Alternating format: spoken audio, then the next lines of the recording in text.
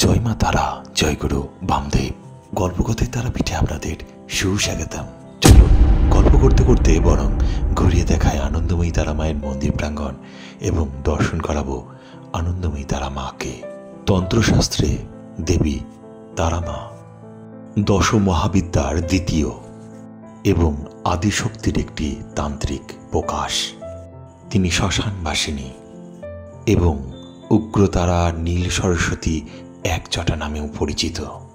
তিনি ভক্তদের ভয়ানক বিপদ থেকেও রক্ষা করেন। তার সাধনা অত্যন্ত শক্তিশালী বলে মনে করা হয়। অন্তর থেকে এক মনে জয় মা তারা বলে ডাকুন, দেখবেন অন্তরে অদৃশ্য শান্তি।